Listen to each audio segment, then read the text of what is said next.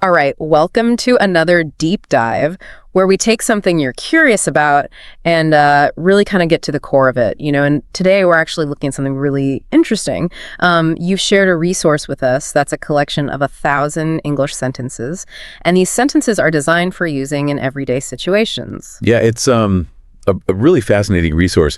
It's almost like taking a peek into all the different building blocks of English, and it's not just any random collection. It's actually organized by, where you might find yourself needing to use these sentences. So from, simple greetings to travel to talking about your hobbies, it's all there. Yeah, and that's what's so cool about this is it's not just like a list of vocabulary. It's actually structured around like the practicalities of daily life. So today we're going to be exploring this. We're going to be looking at some of the most useful and maybe even surprising aspects of these phrases. And, we want you to feel truly informed about this really essential part of English. And you shared this incredible collection with us. So we're really excited to kind of dive in and unpack what makes these sentences so fundamental to English. Let's start with the 100 most common English sentences. What really kind of jumps out at you about this initial set?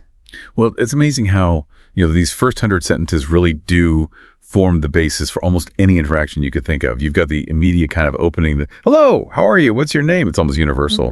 It's almost like a social on-ramp, isn't it? And it's interesting because right alongside those, you have those politeness markers like the please and the thank you and the excuse me. It seems like they're giving them a lot of prominence here, which I think speaks to how important just basic social lubrication is in our daily lives, right? Like, it's not just about being understood, it's also about being considerate. Absolutely. And what's really interesting is they've included phrases that acknowledge potential hurdles in communication pretty early on. So, I'm sorry, I don't understand, or could you repeat that, please? Yeah. It shows that communication isn't always perfect, and it gives you the tools right up front to navigate those moments. It's very practical. Yeah, it's like having a toolkit for how to respectfully, get your needs met. And then we move pretty quickly into like really practical questions that I think we use to navigate the world all the time. So like, where is the restroom? How much does this cost? What time is it? And of course, the modern essential, what's the Wi-Fi password? Yeah, that one's definitely a sign of the times. But if you think about it, those questions about finding facilities, figuring out cost, knowing what time it is, that really underpins our ability to function in a lot of different environments. And that Wi-Fi password. Yeah, it's basically like a utility these days. Totally. And then we get into those really fundamental human states, the things that drive so much of our behavior and our conversations. I'm hungry, I'm thirsty, I'm tired. And then almost unexpectedly, in such a practical list, we find, I love you. It's kind of fascinating, isn't it? It seems to broaden the idea of what daily life really means, going beyond, again, just transactions or information. It's suggesting that emotional expression, and especially affection, is a regular part of our daily interactions. Yeah, and I think for a lot of people it is. That's really cool. And then moving on, we see some phrases for, just seeking assistance. Can you help me, please? Can you show me on the map? Can you help me find my way? These really underscore just how interconnected we are. We rely on each other constantly. I think that's a great point. Those sentences are all about the social support structures that we engage with every single day. So whether you're just asking for directions or you actually have a more serious need, those phrases are key to getting that support. And then there's the inclusion, and it's stark, but it's important, of those emergency phrases. So you have the I need a doctor or call the police. Hopefully we don't use those too often. Yeah, but I think their presence there just reminds you that it's important to have those tools, just in case you're in a situation where you need to get help right away. Yeah, exactly. And then to round out this initial set of 100, they include those really important social niceties. Have a nice day, happy birthday, congratulations, good luck. Those verbal handshakes or well wishes that I think help maintain those positive social bonds. Okay, so that was kind of our foundational 100. Let's move into some of the more specific contexts now. So let's start with the 50 English sentences that are used at home. What do you think? What stands out here? Well, I think it's interesting because you're really getting a peek into the kind of communication that just keeps a household running. A lot of these phrases are about shared tasks and, just maintaining a living environment together. Right, like, could you turn down the volume, please? Oh, it's probably a universal phrase in every household. Or, it's time to water the plants. It's like these little directives and reminders that contribute to either domestic harmony or chaos if they're ignored. Right. And it's interesting, too, how many of them imply like shared responsibility within a home. So you have, I'll take care of the laundry today, or can you take out the trash? And it really does highlight how, living together is a collaboration. It is. And then you have those maintenance related phrases like, I need to fix the leaky faucet, or let's clean out the refrigerator. It's a good reminder that daily life at home involves a lot of upkeep, and organization and communication is key for all of that. I think you're right. These phrases really do provide the tools for us to coordinate all those practical aspects of home life, from like routine chores to actually, fixing things. And that all contributes to a smoothly running home.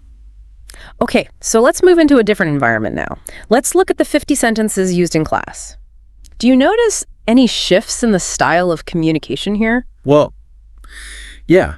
In a classroom, the focus kind of naturally shifts, right? So it becomes more about learning and the interactions that take place within that specific environment. You see a lot of common student-to-student requests like, can I borrow your eraser, please? And of course, you also have those sentences that are all about understanding and engaging with the material. So things like, did you understand the lecture today? Or can you help me understand this concept? I mean, it really reflects the fact that learning can be challenging and sometimes collaborative. And I think it also makes you realize how important it is to be able to articulate whether you understand something or not. And there are also some that are a bit more proactive. So you have ones like, I'm going to review my notes for the exam, or I need to find a research article for my paper.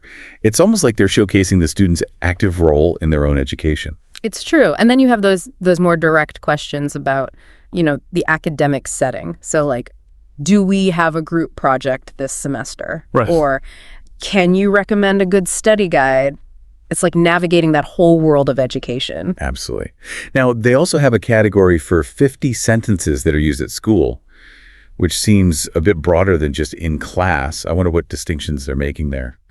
Yeah, that's interesting. At school versus in class. What do you think? What do you see?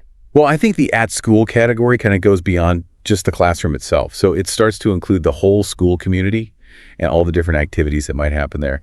You find a lot of sentences about school events or even administrative tasks. Oh, I see what you mean. So you have, did you sign up for the school play? Yeah. Or I need to pick up my schedule from the office. It's really about participating in the broader life of the school and just handling all those necessary procedures. It makes you realize how school is so much more than just what happens in those individual lessons. Right. And there's a pretty strong social element there too. So things like, did you join any clubs this semester? Or I'm going to the cafeteria for lunch. It's all about those social interactions and building that sense of community within a school. Absolutely. And of course, we also see those practical problem-solving sentences like, can you help me find my classroom? Or my personal favorite, can you help me with my locker combination? It's funny how just navigating a school building can be its own little challenge. I think it's a really key distinction because you're right. In class seems much more academically focused, whereas at school really is talking about that entire student experience. Yeah. Okay, let's shift gears now and move into the professional world. Let's take a look at those 50 English sentences that are used at the workplace. What kind of communication patterns do you notice here? Well, I think when you're at work, there's a really clear focus on tasks and assistance and those professional interactions. Right away, you see some common opening lines that are used in service roles like, good afternoon, how can I assist you today? And then you have all those essential phrases for work management. Can you please forward me that email? Could you schedule a meeting for tomorrow? It's all about getting things done efficiently. And there's definitely a focus on collaboration. So sentences like, do you need any help with the presentation? Or we need to brainstorm ideas for the project. It's highlighting that teamwork aspect and those shared goals that you have in a workplace. Right. And then there are also those phrases that are more about managing your own personal work. So like, I'm going to take my lunch break now, or acknowledging those deadlines. I have a deadline at the end of the week. It's like a little snapshot into typical office interactions. It is. Okay, so let's move on now to travel. What do you think are the biggest communication needs that people have when they're traveling? Well, I think a lot of it is just about navigating unfamiliar environments, making sure you can secure accommodations, and then just doing basic transactions. It can be a little daunting. Well, this category has 50 sentences used during travel. Right off the bat, you see one that everyone probably needs. All right, excuse me, is this seat taken? That's essential for public transportation. And then, of course, the practicalities of luggage. Can you help me with my suitcase? Yeah, it's interesting how quickly you have to start relying on the kindness of strangers when you're traveling. Oh, absolutely. And it's interesting too because there's an element of planning and preparation embedded in some of these. So things like, did you pack your passport? Or I'm going to book a rental car. It's all that communication that goes into actually getting ready for a trip. Yeah, and then of course just asking for help is really important. So like, excuse me, where can I find a taxi? Or can you recommend a good hotel in the city? Those are really crucial when you're in a new place and you need to figure out how to get around or find those essential services. So it's really all about mobility, isn't it? Everything from navigating airports to actually finding, those local services. Now, they have another category that's interesting. It's 50 sentences that are used during travel and vacation. And I'm curious, what do you think the difference is there? Do you see any nuances between just travel and then travel and vacation? Well, I'm thinking maybe it's a shift in emphasis. So perhaps the travel and vacation category leans more towards, leisure and enjoyment. It's less about those logistical things and more about the experience itself. That makes sense. So something like, I'm going on a road trip to the beach, that sets a very different tone. Or, can you join me for a hike in the national park? It's about seeking those activities that are meant for, enjoyment and leisure. It's not just transit, it's experience. Exactly. And a lot more of these are about exploration and immersion. I'm going to explore those historical landmarks, or I'm going to try all the local cuisine. It's really about enriching that travel experience. And even though there's still some practical planning in there, like, did you check the local weather forecast? It seems to be more about ensuring a pleasant vacation rather than, just pure logistical necessity. I mean, you see that in, I'm going to relax on the sandy beach. That's the vacation mindset right there. That's a good point. I think you're right. It's shifting the focus from those basic travel needs to actually enjoying the activities and the relaxation that people typically look for when they're on vacation. Okay, so let's go to a universal human experience, eating. Specifically, let's look at the 50 sentences used at a restaurant. What are those key actions that people need to communicate when they're at a restaurant? Well, I think it's all about ordering food, obviously, but also making those specific requests and communicating with the staff in a clear way. Again, we see that emphasis on politeness. Could we have a table for two, please? And then, of course, the most important part. Can you recommend any vegetarian dishes? Or, I'm going to order the seafood pasta. You got to get that order across, right? Right. And then you have the follow-up interactions. Did you enjoy your meal? Or the very important, I need to ask for the check. It kind of bookends that whole dining experience. And you also see those requests that we often need to make. Can you bring us some extra napkins? Or even communicating any kind of dietary needs. I need to let the server know about my allergies. It's a good range of situations you might find yourself in. I think that's a great point. It gives you everything you need to navigate the whole experience from being seated to paying the bill and everything in between. All right, next up, we have a pretty extensive category. It's 100 sentences that are used during shopping, and this covers a lot. What do you think? What are some of the biggest communication needs that people have when they're out shopping? Well, I think it depends on what kind of shopping you're doing, but in general, it's about finding things, making decisions about what to buy, and then, of course, handling any returns if you need to. That first sentence, excuse me, where can I find the milk aisle, is something you hear all the time in stores. It's true. Asking for directions is like step one. And then you have questions about specific products. So things like, can you help me find the right size? Or can you recommend a good brand of shampoo? Oh, it's interesting how much information and assistance we need when we're shopping. Absolutely. And then, of course, there's that crucial step of trying things on. I'm going to try on these shoes, or actually completing the purchase. I need to pay with a credit card. Can you bag these groceries for me? And then there are the less fun parts of shopping. So I need to return this item, or I need to exchange this for a larger size. Shopping is definitely not always straightforward. I think that's why they included so many sentences in this category, because it really does cover the whole experience from the moment you walk in the door to maybe even having to deal with a return later. Okay, let's get physical. Let's look at the 50 sentences used during exercise and fitness. What kind of communication do people need to do when they're working out? Well, I think it often starts with expressing your own intentions. So something like, I'm going for a jog in the park, or I'm going to do some stretching exercises. Sometimes it's just an internal monologue. Sometimes you're sharing those plans with others. Yeah, and then you have those questions that you might ask for advice. So like, can you recommend a good workout routine? Or that classic gym request, can you spot me while I do bench presses? It's interesting how fitness can actually be quite social. And then, of course, you have the very important practicalities. Did you bring your water bottle? Right. Can't forget that one. And some phrases that are more about your own personal needs or goals. So something like, I need to warm up before lifting weights, or I need to incorporate more cardio into my routine. I think what's cool about this section is that it gives you the language to talk about your fitness activities and also to seek guidance from others, whether you're at the gym or working out on your own. Okay, next up, we have a really big one. It's 100 sentences used during social gatherings. This is where it gets really interesting because social interactions are so complex. What do you think are some of the biggest communication goals that people have in these settings? I think it's all about connection. From the very first greeting to introductions to having conversations to even just participating in those group activities, it's all about building those bonds with other people. And you see it right away with that opening line, "Hi, it's nice to meet you, I'm Name." That's like the gateway to every social interaction. It's true. And then you have those little acts of hospitality, like, can I get you something to drink? Yeah. And then also navigating those social dynamics, like, can you introduce me to your friends? It's all about making people feel comfortable and connected. Absolutely. And of course, engaging in conversation is crucial. So things like, "Hi, how have you been since we last met?" Or even suggesting activities. Can you suggest a fun party game? Building that rapport. And then, of course, there are the practicalities, like, I need to find the restroom. That one never goes away. And then even thinking about etiquette, like, did you bring a gift for the host? This section is so big because social interaction is really multifaceted. Yeah, and I think it's interesting how many of these sentences are about making connections, but also showing politeness and consideration. Yeah. It's all part of having those smooth social interactions. Okay, let's head outside. We've got 100 sentences here that are used during outdoor activities.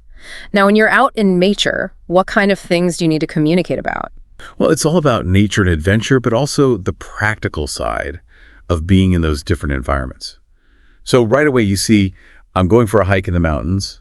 That sets the scene. Right. And then you have those questions about, where to go, what's safe, what are the best spots. So, like, can you recommend a good trail for biking? Or can you suggest a good spot for bird watching? Yeah. And of course, those essential safety considerations. Did you pack sunscreen and insect repellent? Right, because being prepared and aware of your surroundings is super important. You see that with, I need to check the weather forecast. And there's often that social element too with outdoor activities. Can you join me for a picnic in the park? Or I'm going to set up a campsite. It's often something you do with others. What's interesting is how many of these sentences are about seeking those recommendations. So, like, what are the best trails? What are the best locations?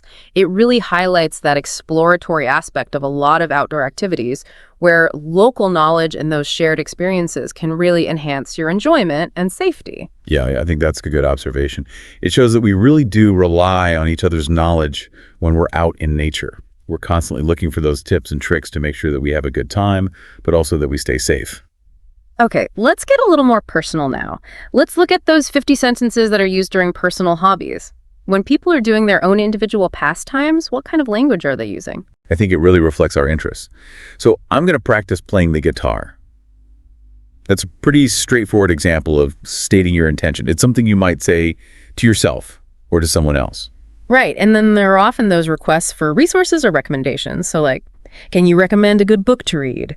Or can you suggest a good movie to watch? We're always looking for things that align with our interests. Absolutely. And then there are those sentences that are more about, the practicalities of doing that hobby. So, did you bring your camera for photography? Or, I need to gather my art supplies. It's that preparation phase. And even though hobbies can be solitary, there's still that social aspect that comes through in some of these phrases. So, like, can you join me for a cooking class? Or can you join me for a photography outing? It's interesting how even those individual pursuits can become shared experiences. I think it shows that hobbies are personal, but they're also often social. We like to connect with others who share our interests. It opens up those opportunities for, learning together and just having fun together. So let's move into relaxation and fun. That's leisure and entertainment. And we have 50 sentences here that are used in that context. What would you say characterizes the language of our downtime? Well, I think it's all about how we spend our free time and how we talk about it. So something like, I'm going to watch a movie at the cinema, it's pretty classic leisure. And there's often a lot of seeking recommendations, too, for things that we might enjoy. So, like, can you recommend a good comedy club or stand-up show? Or can you suggest a good podcast or radio show to listen to? That kind of thing. Absolutely. And then there's that planning element. So, Did you book tickets in advance? Or I need to check the showtimes and movie reviews. It's all part of organizing our free time. Right. And then the invitation to share those experiences. Can you join me for a visit to the amusement park? Leisure is often social.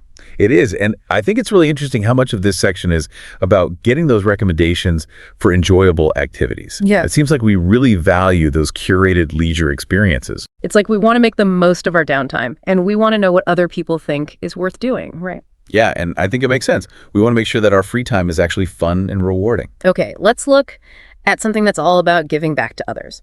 Volunteering and community service. And we have 50 sentences here that are used in that context. What kind of communication tends to happen when people are involved in this kind of work? I think it's all about expressing your desire to contribute to the community and then taking those concrete actions. So you see sentences like, I'm going to volunteer at a local homeless shelter. That's a clear statement of intent. And then also those invitations to get involved. So like, can you join me for a community garden planting session? Or can you join me for a river cleanup initiative? Whoa. A lot of volunteer work is collaborative. It is, and it's interesting because you also see people asking, can you recommend a good organization for animal welfare? Or can you suggest a good organization for environmental conservation? Or just like they're actively searching for ways to help out. Absolutely. And then you have those practicalities too. Did you register for the community blood drive? Or I need to donate clothes to a clothing drive. It's all about action. It is. And I think it's really inspiring to see those sentences because it shows people's genuine desire to make a difference in their community. Okay, finally, let's get to a really important category, health. And this one has 50 sentences that are used for talking about health and well-being. What do you think are some of the most important communication needs that people have when it comes to their health? Well, first and foremost, being able to express how you're feeling. So you know I'm not feeling well. That's the most basic but essential way to communicate a concern. Right. And then being able to be specific about what's wrong. So things like I have a headache or I have a sore throat. And then, of course, knowing when it's time to seek professional help. I need to see a doctor. It's really about advocating for yourselves when it comes to your health. Absolutely. And then asking for recommendations. Can you recommend a good hospital? Or communicating any existing medical information. I'm allergic to specific allergen. It's all about making sure you get the appropriate care. Right. And then also talking about ongoing health management. So I'm taking medication for a specific condition or I need to schedule a medical appointment. Yeah, this is such a vital category because these are the phrases that we need to navigate our own well-being. Wow, we've really journeyed through a whole spectrum of human experience here with these 1,000 sentences. We went from the simplest greetings to some pretty complex topics. What do you think? What's your takeaway from all of this? Well, I think it's amazing how much of daily life is actually captured in this collection. It's almost like a shortcut to understanding how English is used in so many different situations. And it's really practical, too. If you think about it, you can really pinpoint those phrases that are most relevant to your own life. You know, are you planning a trip? Well, the travel sections are super helpful. Are you trying to improve your social skills? Well, that section can give you a great starting point. And it's important to remember that these are really the foundational building blocks. You know, real-world conversations are obviously a lot more dynamic. But if you can master these basic phrases, that's really a huge step towards communicating confidently and effectively in English. So as you've been listening to this, think about which of these categories really resonates with you. What aspects of your life do you use English for the most? And remember, even though these sentences are simple, they're the starting point for more complex communication. So what other aspects of language or culture are you curious about? What other deep dives would be helpful for you? Let us know. Thanks for joining us for this deep dive. Okay, so we're diving deep today into something a lot of you have been requesting. Idioms. Yes. We got a ton of suggestions to take a closer look at the article 30 Idioms for Emotions from June 30th of last year, 2024, by Jason Downs. Go ahead. And I think it's a fantastic topic because, you know, we all use them, but we don't often stop to think about, you know, how they work and why they're so effective at communicating our feelings. Exactly. And I think what the article does really well is it highlights just how colorful and concise these phrases can be when we're trying to, you know, get across what we're feeling inside. Absolutely. So as the article sort of kicks off, it reminds us that idioms are these unique terms of phrase where you can't always understand the meaning. Yeah. It's from looking at the individual words, right? It's not like, reading a straightforward sentence. Right. They really paint a picture. Yeah. And often they express those emotions Yeah. in a way that's more engaging and memorable than just saying, I'm happy or I'm sad. Right. Think about Right. classic examples, Yeah. like saying you're on cloud nine Right. when something amazing happens. Exactly. Or you're feeling blue when you're down. Yes. That's those kind of linguistic shortcuts we're going to unpack today. Yeah, those are the ones that we're going to explore. Exactly. Well, by the time we're done here, folks should walk away with a really good grasp of some of the most common emotion idioms out there. Right. And our hope is that by kind of shining a light on these, you'll start to see how weaving them into your own conversations can add real depth and vibrancy to the way you express yourself. I love that. And often, much more efficiently than trying to give some lengthy explanation. Right, exactly. It's like emotional shorthand. Yeah, exactly. It's like a shortcut to conveying complex feeling. I love it. So why don't we jump right in Okay. to some of the expressions for when things are really looking bright. Okay. The idioms for happiness and joy. All right, let's do it. So the article kicks off with over the moon. Okay.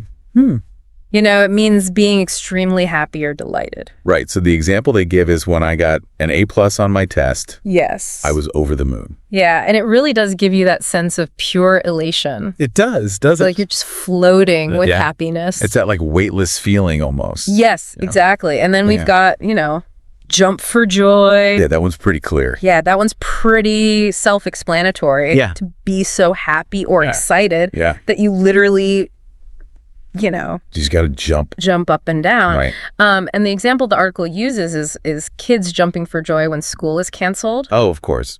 I mean, We've all been there. we can all relate to that, right? Right. That burst of energy Yes. and excitement. Yeah, it's that outward, Right. physical manifestation of just overwhelming joy. Yes. And then sort of along the same lines, we have walking on air. Oh, yeah. Meaning, feeling extremely happy.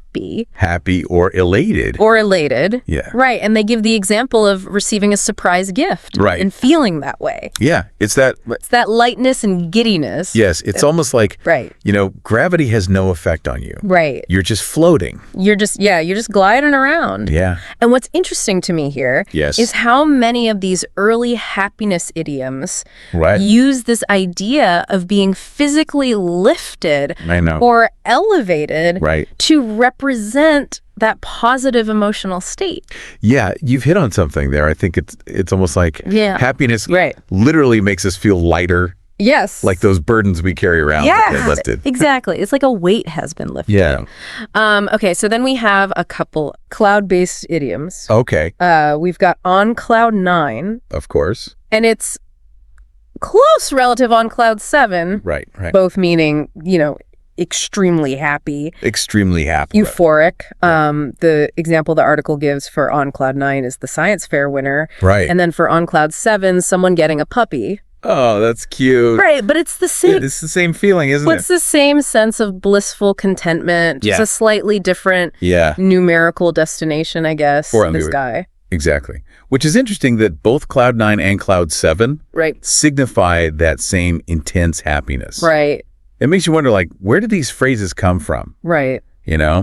Is it possible that one was a variation that just kind of stuck? Right. It shows how language can sometimes have these seemingly interchangeable forms that just persist over time. That's fascinating to think about. It is. And then rounding out this group of joyful idioms, we have in seventh heaven. All right. To describe someone who's, extremely happy. Extremely happy or joyful. Joyful. Like Emily after winning the spelling bee. Right. Yeah. And again, we're back to this idea of being in this higher perfect place. Yes. To capture that feeling of intense happiness.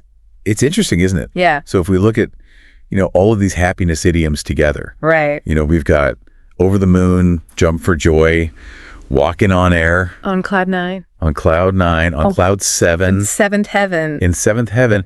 That recurring motif of elevation is really striking. Right. It's like whether it's above the earth or amongst the clouds or in some celestial realm. Yeah. It really emphasizes that feeling of being lifted out of the ordinary. Right. by extreme joy. Yes, it's like you're being transported to another place. Exactly, and it makes you wonder if that shared imagery across these phrases actually strengthens the feeling that they convey.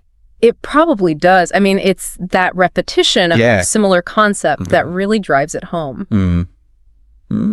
Okay, well, as the saying goes, what goes up must come down. Yeah. So let's turn our attention to the idioms that the article presents for sadness and depression. All right. So first up, we have down in the dumps. Right, which means feeling sad or depressed. Right. And you know the example they use of Sarah after losing her favorite toy? I think is something we can all relate to. Absolutely. That heavy, low feeling. Yeah, it's that feeling of dejection, like all the air has been let out of you. And the article also mentions just in the dumps. Oh, right. As having the same meaning. Right. They illustrate that with Tom after failing his test. Right. So it kind of shows how even slight variations in phrasing can carry that same emotional weight. Right. That's a good point. It doesn't have to be exactly the same words. Yeah. But it still evokes that same feeling. Absolutely. Yeah.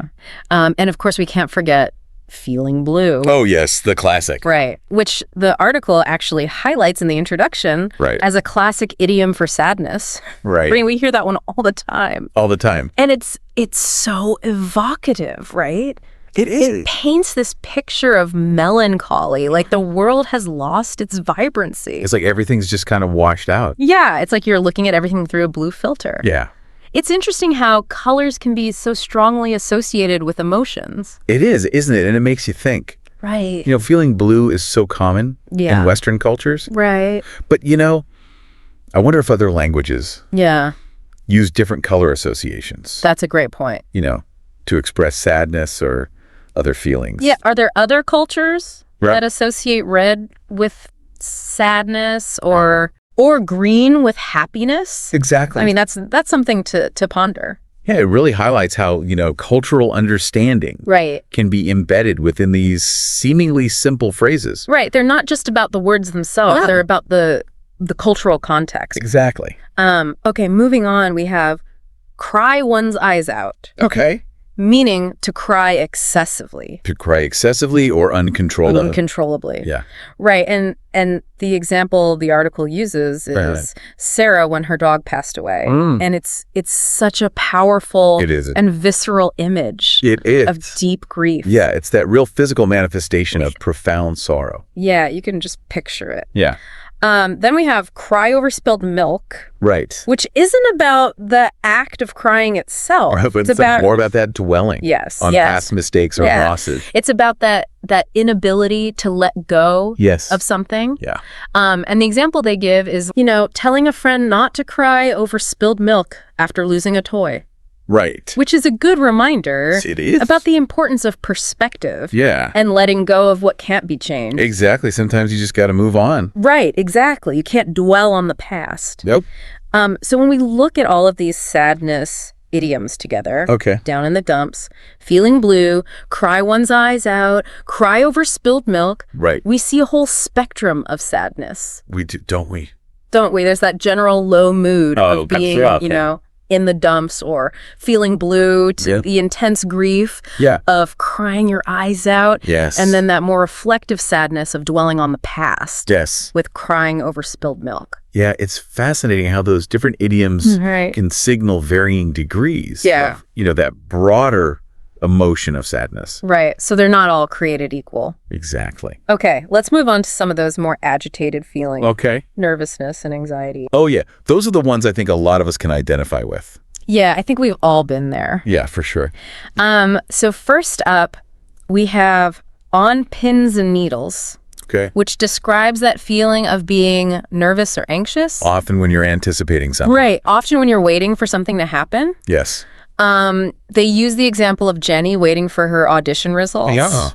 And I mean, anyone who's been in that situation of waiting for some important news knows that restless, tense feeling. It's awful, isn't it? It's the worst. I know. And that image of being surrounded by sharp points really captures that uncomfortable, edgy feeling of anticipation and anxiety. Yeah, and then we have butterflies in my stomach. Oh, yes. Which is that feeling you Yes. get right in your gut. Right, in your stomach. Yeah. That nervous, Anxious feeling. anxious feeling. Yeah. They give the example of Sarah before her speech. Yeah. And I mean, we've all had that, right? Oh, absolute classic example. That fluttery, uneasy sensation. Yeah. And it's so interesting how that idiom points to Yeah. that gut-brain connection that we Yeah. often experience with anxiety. Right. It's not just in your mind. Yeah. It's in your body, too. Exactly. And I think what makes these two idioms Yeah.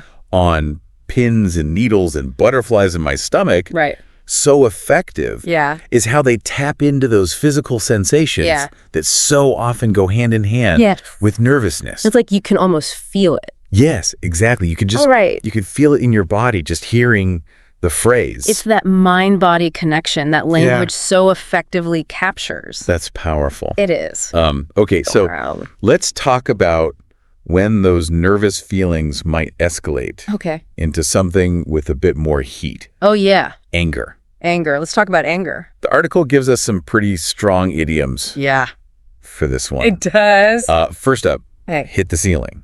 Which means to become extremely angry or upset. Yeah, that's a powerful one. Right. Like full-on rage. Right. And they give the example of Jack finding out his toy was broken Oh, no. and hitting the ceiling. Yeah. You can just picture That- that sudden explosive Yes. outburst of frustration. Yeah, it's like you just completely lose it. Right. It's like a volcano erupting. Yeah. And then we have Okay. make one's blood boil, Oh, that's a good one. meaning to make someone extremely angry or upset. Yeah. Right. They use the example of the unfair treatment of animals Right. causing that reaction in Sarah. Right. And it's such a vivid image Yeah. of internal anger. Right. Right. It's that feeling of, It's like your blood is literally yes, boiling. it's like you're simmering Yeah. with fury. Yes. And then, And then lastly, for anger, we have up in arms, Right. meaning to be angry or outraged or outraged about something. about something. And the example they give is the students Oh, yeah. being up in arms about new school rules. Yeah, like a protest. Yeah, right, exactly. Yeah. A collective sense of anger and protest. Yeah, what's really striking about all three of these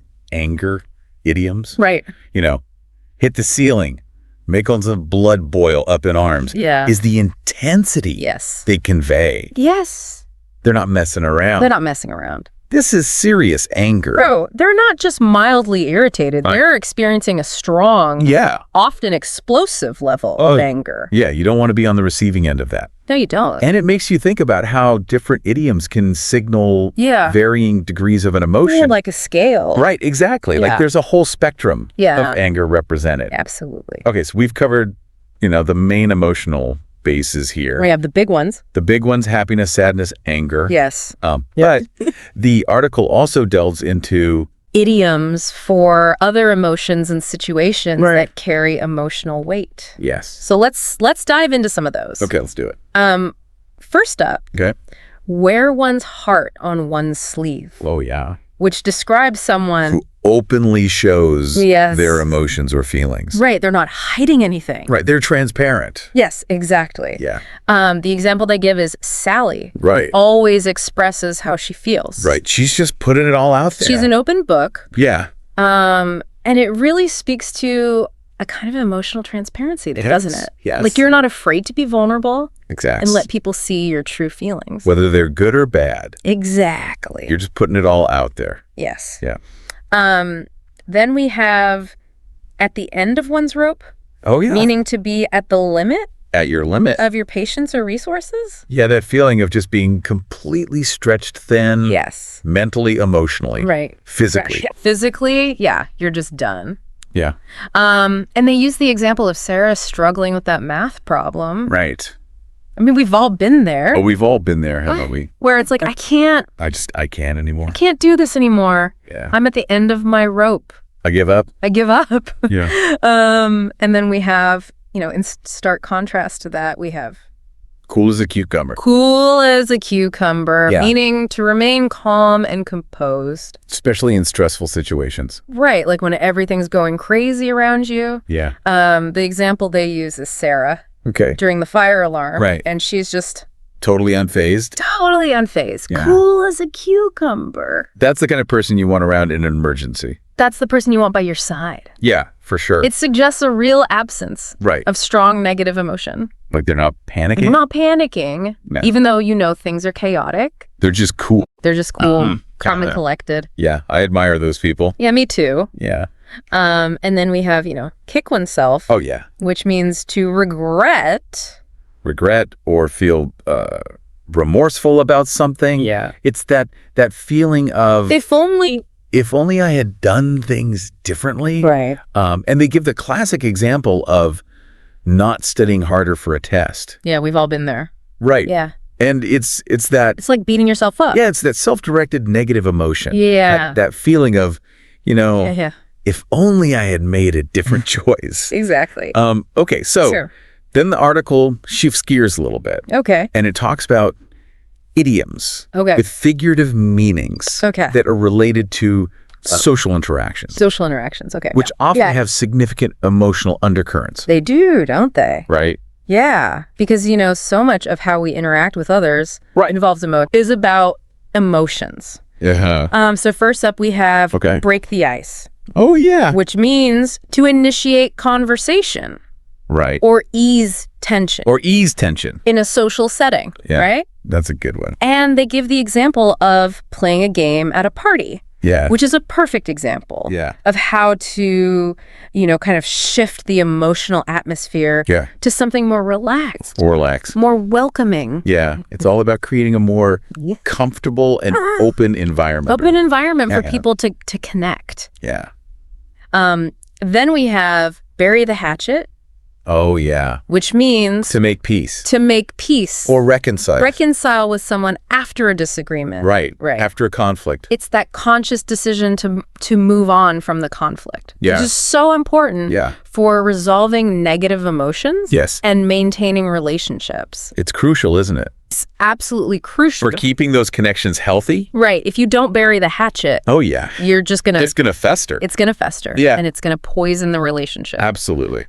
Then we have butter someone up, Okay. meaning to flatter or praise excessively. Right. Often with an ulterior motive. Right. You're not just being nice. No, you want something. You want something. Yeah. They use the example of John Yeah. complimenting his teacher, Right. which is, a classic example. Trying to get on the teacher's good side. Right. Trying to get a better grade. Yeah. And it shows how Yeah. positive emotions Yeah. can sometimes be Yeah. strategically employed Right. in social maneuvering. Like manipulation almost. Yeah, right. Exactly. Yeah. And then we have the flip side of that, Right.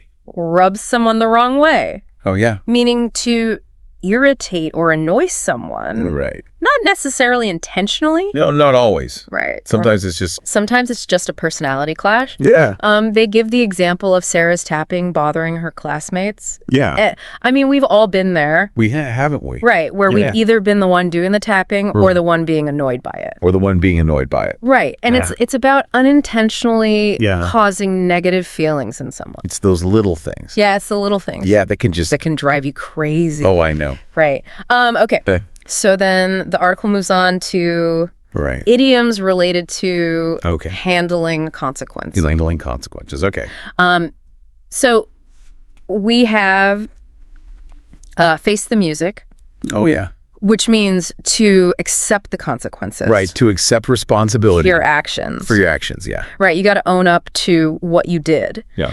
And they use the example of Sarah Okay. knowing she had to tell her parents about the broken vase. Right. Right. So it's that moment of truth. Moment of truth. Where Yeah. you know you can't avoid Can't hide. what's coming. Yeah, the truth will come out. Which still come out. Yeah.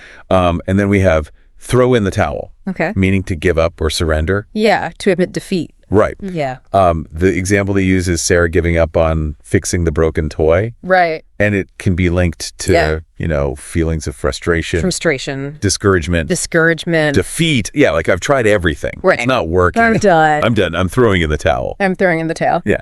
And then finally, the article briefly touches on Okay. idioms related to Right. well-being and demise. Well-being and demise. Okay. Interesting combination. It is an interesting combination. Yeah. So starting with the positive, Okay. we have feel like $1 million. Oh, yeah. Meaning to feel amazing. Very healthy and energetic. Yes, just full of life. Right. Yeah. The example they use is waking up, Okay. feeling fantastic after a good night's sleep. Right. That feeling of, you know, Like you can conquer the world. like you can conquer the world. You're on top of your game. You're on top of your game. You're ready to go. Yeah, I love that feeling. Yeah, me too. Yeah. And then on the other end of the spectrum, Okay. the demise end of the spectrum, Yeah. we have kick the bucket. Oh yeah. Host.